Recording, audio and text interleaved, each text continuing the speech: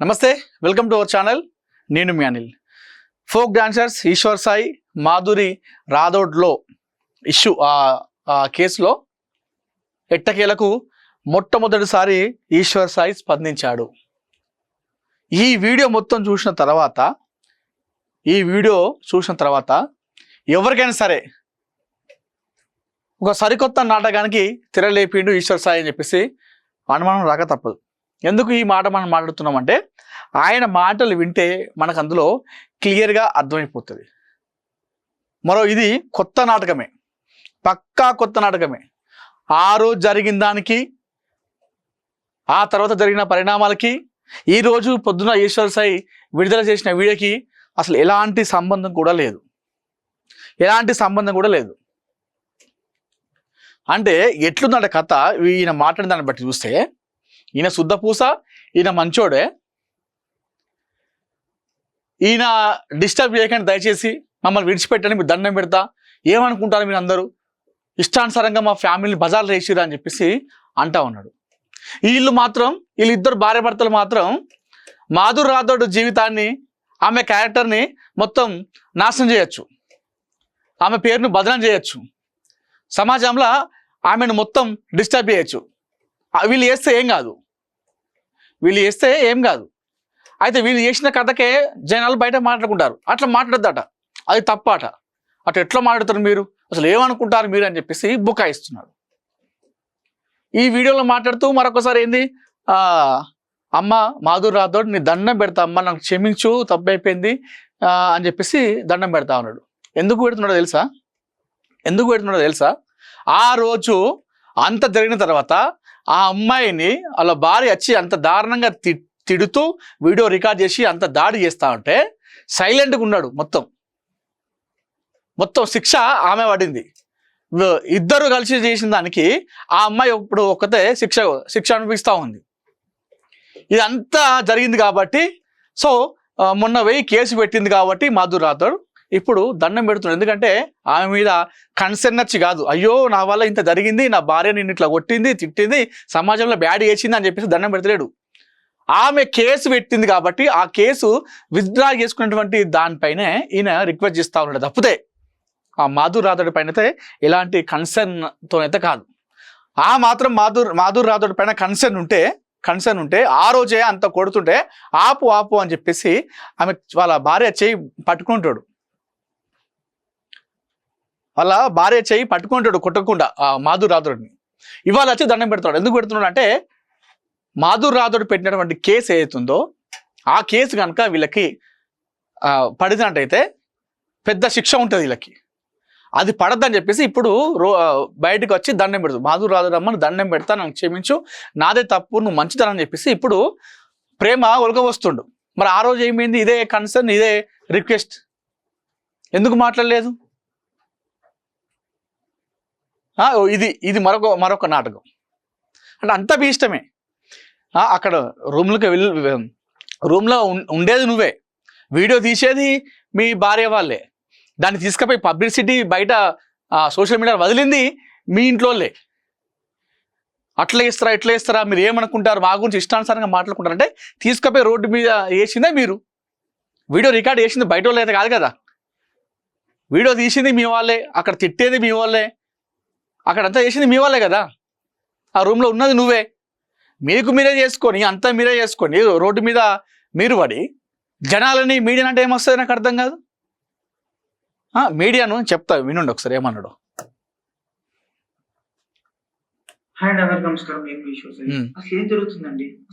మీరు చేసినే జరుగుతుందా? రకరకాలుగా ట్రోల్ చేస్తున్నారు, రకరకాలుగా మీడియా వాళ్ళు రకరకాల ఇష్టం వచ్చినట్టు ఉన్నది లేని ఏది పడితే రాస్తున్నారు. అసలు ఏమనుకుంటున్నారు? మిస్టర్ ఈశ్వర్ సాయి, మీడియా అనే ముందు నువ్వు ఒకసారి 2-3 సార్లు చెక్ చేసుకో. మీడియాలో ఇష్టానుసారంగా మీడియా, ఇన్స్టాగ్రామ్లో చాలా వరకు మీ పైన ట్రోల్స్ చేస్తూ ఉన్నారు. ఇన్స్టాగ్రామ్ వాళ్ళే ఏదో ఒకటి మాట్లాడుతున్నారు. మీడియాను ఇందులో ఇన్వాల్వ్ చేసేటువంటి అవసరం నీకు లేదు, అంత స్థాయి కూడా నీది కాదు.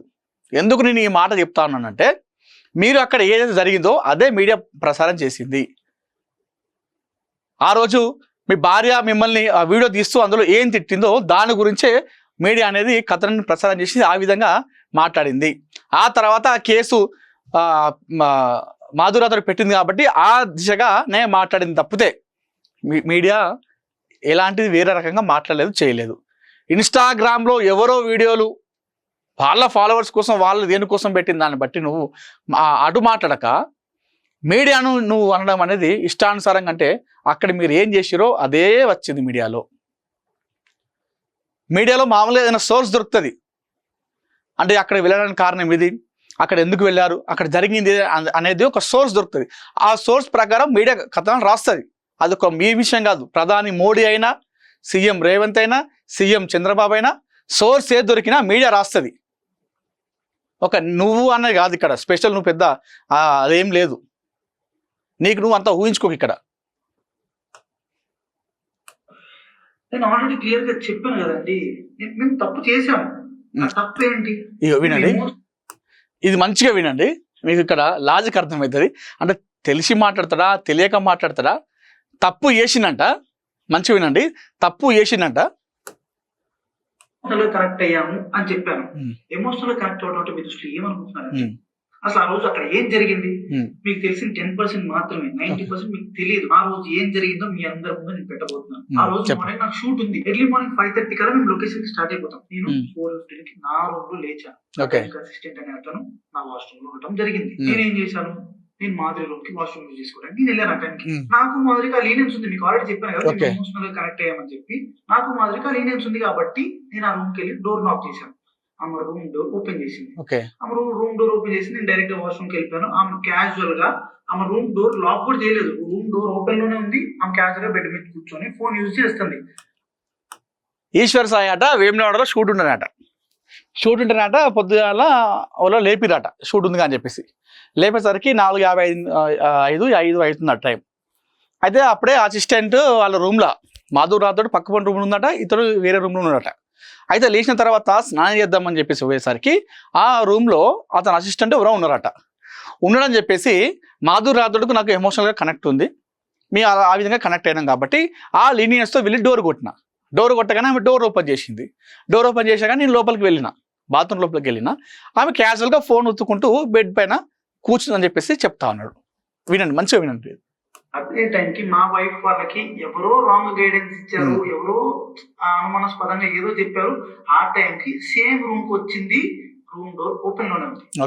ఆ సిచ్యువేషన్ లో మా వైఫ్ ఆవేశం వల్ల ఆమెకి ఇష్టం వచ్చింది చేసింది అక్కడ. ఆ సిచ్యువేషన్ ఇప్పుడు ఈ శుద్ధ పూస చెప్పిన ప్రకారం, ఈశ్వర్ సాయి చెప్పిన ప్రకారం ఏం చెప్తున్నానంటే, స్నానం చేద్దామని చెప్పి లేస్తే నా రూమ్ వాష్రూమ్లో అసిస్టెంట్ ఉంటే నేను పక్క రూమ్లో ఉన్నటువంటి మాధుర్ రాథోడ్ రూమ్కి వెళ్ళిన, డోర్ కొట్టిన, డోర్ ఓపెన్ చేసింది. నేను ఆ వాష్రూమ్ ఓపెన్ చేసుకుంటున్నా, డోర్ ఓపెన్ చేసి ఉంది. అప్పుడే మా భార్య వచ్చింది, జరిగింది ఇదే అని చెప్పేసి చెప్పిండు. అంటే అక్కడ ఏమీ జరగలే అని చెప్పేసి చెప్పిండు. జస్ట్ వాష్రూమ్ లోపలికి పోయినా డోర్ ఓపెన్ చేసి ఉంది, అప్పుడే మా భార్య వచ్చిందని చెప్పేసి చెప్పిండు.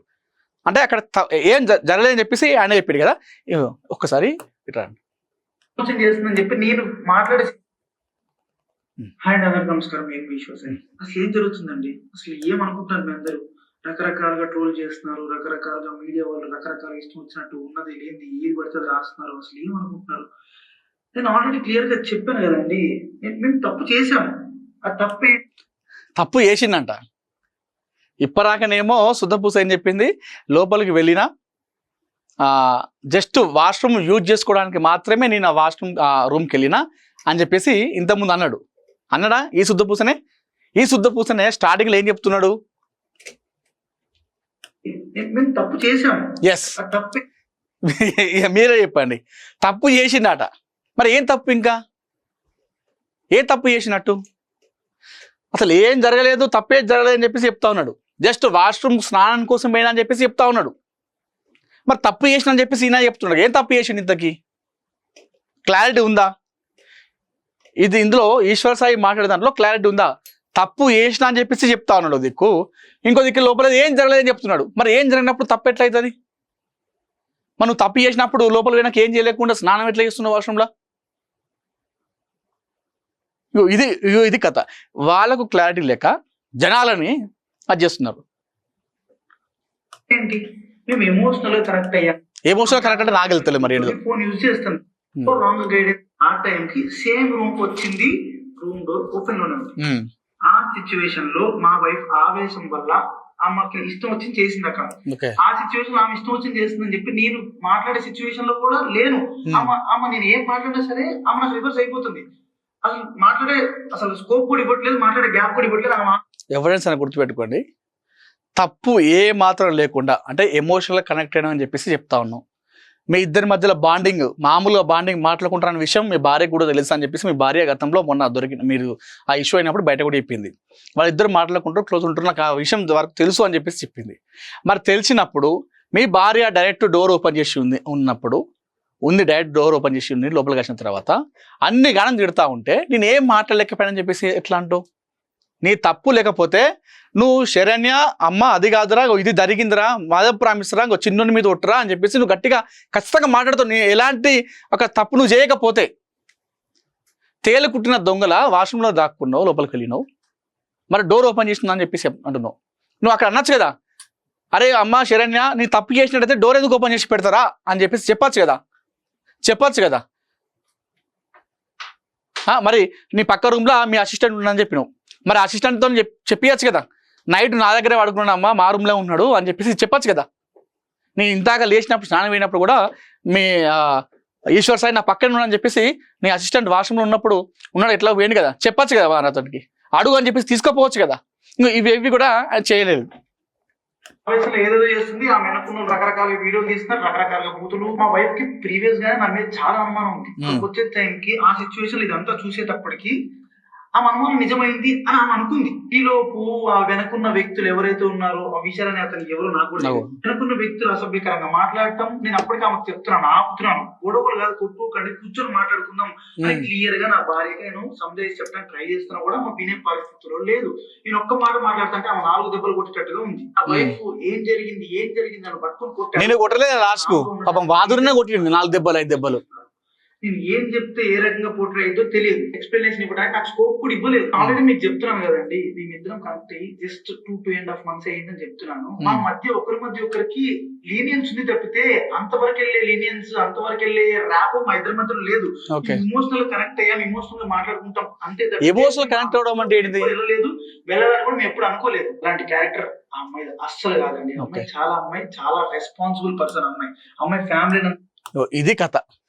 అమ్మాయి చాలా మంచిది, చాలా రెస్పాన్సిబుల్. ఆ అమ్మాయి ఫ్యామిలీ కోసం చాలా ఎంత కష్టపడుతుందో నాకు తెలుసు, అట్లాంటిది కాదని చెప్పేసి చెప్తున్నాడు కదా ఈ శుద్ధపూస. ఆ రోజు వీడియో తీసుకుంటూ చీ ఈ అమ్మాయ 10 మందితో వెళ్ళే టామ దగ్గర వెళ్తావా నువ్వు, చీ ఈ బజార్దా అని చెప్పేసి ఇష్టానుసారంగా మరి ఆ వెనుకనులా ఆమె వాళ్ళ భార్య ఇంత మాట్లాడుతుంటే కనీసం అడుగునే ప్రయత్నం చేసిండా? ఆమెను అనుకు, ఆమె అట్లాంటిది కాదు, నేనే తప్ప ఇలా కష్టం అని చెప్పేసి ఒక్క మాట అన్నాడా? ఇప్పుడు కేసు పెట్టింది కాబట్టి ఆ కేసు శిక్ష పడుతుంది కాబట్టి ఇప్పుడు దండం పెడుతున్నాడు, మాధురాధుడు మంచుడు అని చెప్పేసి ఇప్పుడు శుద్ధపూస మాట్లాడుతున్నాడు. మరి ఆ రోజు ఏమైంది తెలివి ఈశ్వర్ సాయికి? ఇదే మాట చాలా మంచిది, అసలు ఎంత మంచి క్యారెక్టర్ నాకు ఆమె. ఇదే మాట ఆ రోజు అంటే అయిపోవు కదా, అక్కడికే ఒడిసిపోవు కదా ఇంత కథ. పోషించుకోవడానికి చాలా కష్టపడుతుంది. నేను ఎప్పటి నుంచో కొన్ని 4-5 years నుంచి అమ్మాయి నేను చూస్తున్నాను. ఇదే విషయాన్ని మీ అందరికి ఇంటర్వ్యూలో చెప్తాం అనుకున్నాను, కానీ మా లీగల్ అడ్వైస్ ప్రకారం నేను ఎంతవరకు చెప్పాలో అంతవరకు చెప్పాను. అందులో కూడా నేను మీకు క్లియర్ ఎక్స్ప్లెయిన్ చేశాను. మీ అందరికి 10% మాత్రమే తెలుసు, మిగతా 90% మీకు తెలియదు, మీరు చూడలేదు. ఇలాంటి సిచ్యువేషన్లోనే ఒక మనిషికి పానిక్ అంటే ఏంటో అర్థమవుతుంది. ఆ సిచ్యువేషన్ లో ఏం మాట్లాడితే ఎవరు ఎట్లా రిసీవ్ చేసుకుంటారు అనేది తెలియదు. నేను చాలా క్లియర్ గా చెప్తున్నానండి, మా ఇద్దరి మధ్యలో ఎమోషనల్ బాండింగ్ తప్ప అంతకు మించి ఏం లేదు, ఏం జరగలేదు. నేను ఒక ఇల్లీగల్ రిలేషన్షిప్ అని దేనికని చెప్తున్నాను అంటే, ఒక పెళ్ళైన అబ్బాయి ఒక అమ్మాయితో ఎమోషనల్ కనెక్ట్ అవ్వటం అనేది కూడా ఇల్లీగల్ రిలేషన్షిప్ అనే పేరు, అక్రమ సంబంధం అనే పేరుతో నాకున్న సిచ్యువేషన్ లో నాకు ఆ పదాలు తప్పితే నాకు వేరే ఏం రాలేదు. నాకు ఉన్న డిప్రెషన్ కి అమ్మ మాదిరి నీకు నా తరపు నుంచి, నా భార్య తరపు నుంచి, నా భార్య వెనుకున్న వాళ్ళ తరపు నుంచి నీకు క్షమాపణ కోరుకుంటున్నాను. Sorry please. ఇప్పుడు కాలు కూడా మొక్కుతాడు. వాళ్ళకి ఏం తెలియకుండా వాళ్ళ నోటికి వచ్చినట్టు మాట్లాడినందుకు, వాళ్ళు వీడియో అప్లోడ్ చేసినందుకు, నీ మీద చేసుకున్నందుకు నేనైతే సారీ చెప్తున్నాను. సారీ. మీకు జరిగిన నష్టానికి మీరు ఏ శిక్ష చేసినా నేను అనుభవించడానికి రెడీగా ఉన్నాను. సో ఇంకా మీడియా పీపుల్ అందరికి అండ్ మేమర్స్ కి, ఇన్ఫ్లుయెన్సర్స్ కి, ఇన్స్టా వాడుతున్న ఎవరెవరో కూడా రియాక్ట్ అయిన వాళ్ళందరికీ ఇంతటితో ఆపేయండి ప్లీజ్. మా లైఫ్ చాలా డిస్టర్బెన్స్ అయిపోయింది మీ వలన. ప్లీజ్ ఇంతటితో ఆపేయండి. పదే పదే చెప్తున్నా, మేము చేసిన తప్పు ఎమోషనల్ గా కనెక్ట్ అవుతాం. ఆ ఒక్కటి తప్పు వల్లనే మీరు రకరకాలుగా పోట్రే చేశారు, రకరకాలుగా జనాల్లో కన్వే చేసేసారు. ఇంతటితో ఆపేయండి ప్లీజ్. మీడియా వల్ల ఈ శుద్ధపూస మొత్తం డిస్టర్బ్ అయిందట. రూమ్లోకి పోయినాడు మంచిగా ఉన్నాడు. వీడియో వాళ్ళ భార్య వచ్చి డోర్ కొట్టి లోపలికి వచ్చింది.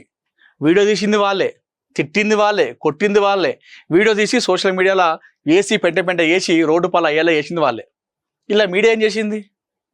ఇందులో మీడియా ఏం చేసింది? మీరు అక్కడ ఇచ్చిన దాన్నే వాళ్ళు చూపించారు. మీరు పెంట చేసుకొని మీరు రోడ్డు పాలు అయ్యి మీడియా వల్ల మా డిస్టర్బ్ అయిందంటే మూతిపాలు రాలగొడతారు. ఎవరు ఊరుకోరు కదా. ఇష్టానుసారంగా మీ ఇష్టం వచ్చినట్టు చేసుకుంటారు, నడుస్తుంది అంతా చేస్తారు. లాస్ట్కి వచ్చి మీడియా అంటే ఎవరు ఊరుకుంటారు? ఇది ఈ రోజు కూడా అందరు ఏమంటున్నారంటే ఇవాళ ఈశ్వర్ సాయి బయటకు వచ్చి దండం పెడతా కాలు మొక్తా అని చెప్పేసి ఎందుకు మాట్లాడుతున్నాడంటే, మాధుర్ రాథోడ్ కేసు పెట్టింది. ఒకవేళ ఆ కేసు కనుక నమ్మోదై దానిపైన విచారణ జరిగితే మాత్రం వీళ్ళపైన పెద్ద శిక్ష పడే అవకాశం ఉంది. కాబట్టి ఇప్పుడు కాళ్ళ బేరానికి వస్తున్నాడు. మీరు ఇదే దండం, ఇదే మంచిది క్యారెక్టర్ అని చెప్పేసి అంటూ ఉన్నాడు. మరి ఆ రోజు వాళ్ళ భార్య అంత దారుణంగా తిడుతూ ఉంటే సోషల్ మీడియాలో పెట్టినప్పుడు ఏం చేసిండు? కేసు పెట్టిన తర్వాత ఇప్పుడు గుర్తొచ్చింది ఆ మాధురి మంచిది, చాలా మంచిది, అట్లాంటిది కాదమ్మా అని చెప్పేసి ఇప్పుడు శుద్ధపూస మాట్లాడుతున్నాడు. సో ఈ సరికొత్త నాటకం అని చెప్పేసి నేను కాదు చెప్పేది, మళ్ళీ మీడియా ఇట్లా అంటున్నా అట్లా అని చెప్పేసి మళ్ళీ ఒక వీడియో రిలీజ్ చేస్తాడు. మీడియా అనట్లేదు. చాలామంది సోషల్ మీడియాలో ఏమంటున్నారంటే ఆ రోజు ఎటువైంది బుద్ధి, మరి ఈ రోజు ఇట్లా ఎందుకు మాట్లాడుతున్నాను అని చెప్పేసి ఇప్పుడు సమాజంలో చాలా మంది చెప్తున్నారు. మరి సరికొత్త నాటకానికి తెరలేపింది ఈశ్వర్ సాయి. సో మాధుర్ రాథోడ్ కేసు పెట్టింది, ఆ కేసు ఎక్కడ ఇంప్లిమెంట్ అవుతుంది అని చెప్పేసి ఇప్పుడు దండం పెడుతున్నాడు మాధుర్ రాథోడ్ అని చెప్పేసి రిక్వెస్ట్ చేస్తున్నాడు, బుజ్జగింపు చర్యలు పాల్పడుతున్నాడు అని చెప్పేసి చాలా మంది అయితే చెప్తున్నారు. ఇది మనం అయితే చెప్పేది కాదు. చూద్దాం మరి ఇంత రిక్వెస్ట్ చేసి చెప్తున్నాడు కదా, మరి మాధుర్ రాథోడ్ ఎలా రెస్పాండ్ అవుతుంది? ఆ కేసు వాపస్ తీసుకుంటుందా? లేదంటే సమాజంలో వాస్తవాన్ని కూడా తన పరువు తీసింది కాబట్టి, తన భార్య తను కాబట్టి చాలా మంది కూడా ఇప్పుడు మాధుర్ రాథోడ్కే మద్దతు ఇస్తూ ఉన్నారు. మరి ఇలాంటి సమయంలో వాపస్ తీసుకుంటుందా కేసు? లేదంటే కేసుతో అందరూ మద్దతు ఇస్తున్నారు కాబట్టి కేసు పెట్టే వాళ్ళ ఏదైతే తనను ఆ రోజు అందరి ముందు సమాజంలో క్యారెక్టర్లెస్గా చిత్రీకరించిందో మరి ఆ విధంగా కేసు పెట్టి ముందుకెళ్తా అనేది మనం వేచి చూడాలి.